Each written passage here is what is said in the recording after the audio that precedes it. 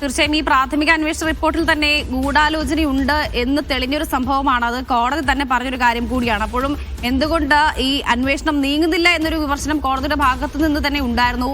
ഇപ്പോൾ ഇനി മുരാരി ബാബുവിനെ ചോദ്യം ചെയ്യുക, അതിനുശേഷം മറ്റ് പ്രധാനപ്പെട്ട ഉദ്യോഗസ്ഥരിലേക്ക് കടക്കുക, അങ്ങനെയാണോ?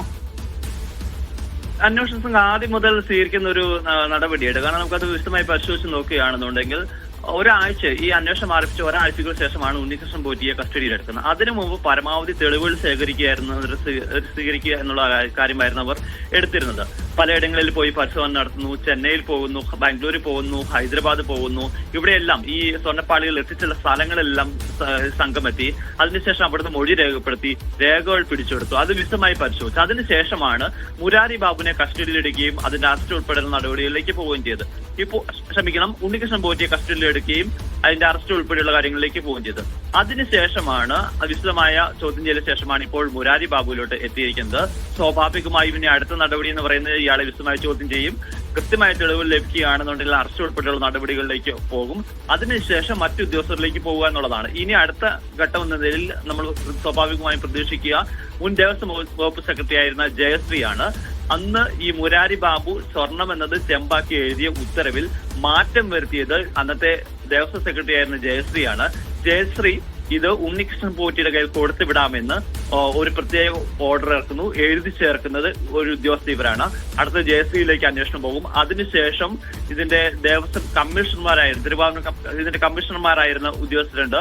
അത് ബൈജു ആണ് അത് പ്രധാനപ്പെട്ട ഓഫീസർ. ഈ സ്വർണ്ണപ്പാളികൾ കൊണ്ടുപോകുമ്പോൾ കൊടുത്തുവിടാൻ അവിടെ ഉണ്ടാകേണ്ട ഒരു ഉദ്യോഗസ്ഥനാണ് ബൈജു. പക്ഷേ ബൈജുവിന്റെ സാന്നിധ്യം അവിടെ ഉണ്ടായിരുന്നില്ല. അതിനുശേഷം അതിന്റെ ആ ചുമതല വഹിച്ചിരുന്ന ഉദ്യോഗസ്ഥൻ എന്ന് പറയുന്നത് രാധാകൃഷ്ണൻ എന്ന് പറയുന്ന ഓഫീസറാണ്. രാധാകൃഷ്ണനാണ് ചെന്നൈയിലെ സ്മാർട്ട് ക്രിയേഷൻസിൽ എത്തി ഇത് പരിശോധിച്ച ഉദ്യോഗസ്ഥൻ. ഇതിന്റെ തൂക്കക്കുറവ് ഉൾപ്പെടെ രേഖപ്പെടുത്തുകയോ അത് ദേവസ്വം ബോർഡിനെ അറിയിക്കുകയോ ചെയ്തിരുന്നില്ല രാധാകൃഷ്ണന്റെ ഭാഗത്ത് ഗുരുതരമായ വീഴ്ച ഉണ്ടായത്. അങ്ങനെ ഓരോ ഉദ്യോഗസ്ഥരുടെയും വീഴ്ചകൾ അക്കമിട്ട് നിർത്തിക്കൊണ്ടുള്ള ഒരു റിപ്പോർട്ടാണ് ദേവസ്വം വിജിലൻസ് സമർപ്പിച്ചിരുന്നത്.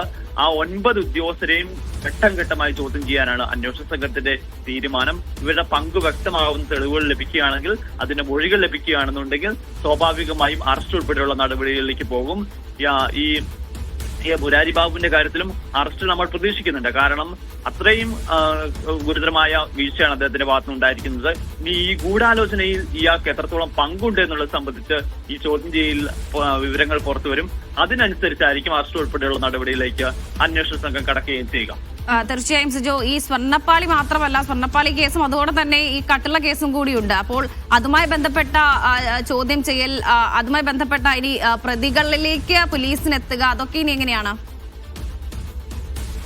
രണ്ടിന്റെ അന്വേഷണവും 2 കേസുകളായിട്ടാണ് രജിസ്റ്റർ ചെയ്തിരിക്കുന്നെങ്കിൽ പോലും രണ്ടിന്റെ അന്വേഷണം SIT തന്നെയാണ് നടത്തുന്നത്. അതുകൊണ്ട് അത് ഈക്വൽ ആയിട്ട് തന്നെയാണ് കൊണ്ടുപോയിക്കൊണ്ടിരിക്കുന്നത്. ഓരോ പ്രധാനപ്പെട്ട കാര്യങ്ങൾ ഓരോ ഉദ്യോഗസ്ഥരും ചോദിച്ചറിയാം. കാരണം ഈ 2 സംഭവങ്ങൾ കൊണ്ടുപോകുമ്പോഴും അതിന്റെ ഈ ചുമതല വഹിച്ചിരുന്ന ഉദ്യോഗസ്ഥർ 1-2 ആളുകൾ മാത്രമാണ് ചില ആളുകൾ വ്യത്യാസമുള്ളത് ഉദ്യോഗസ്ഥരുടെ കാര്യത്തിൽ.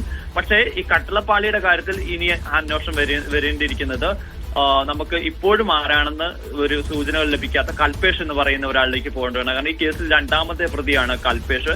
കൽപേഷിന് നമുക്ക് ലഭിക്കുന്ന ശബരിമല സ്വർണ്ണക്കൊള്ള കേസിൽ ഇപ്പോൾ മുരാരി ബാബു കസ്റ്റഡിയിലായിട്ടുണ്ട്. ഈ കേസിലെ പ്രധാനപ്പെട്ട ഒരു പ്രതി കൂടിയാണ് ഈ മുരാരി ബാബു.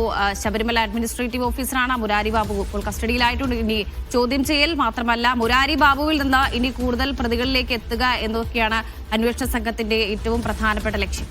സിജു വി ജോണാണ് വാർത്തയുടെ വിവരങ്ങൾ നൽകിയത്.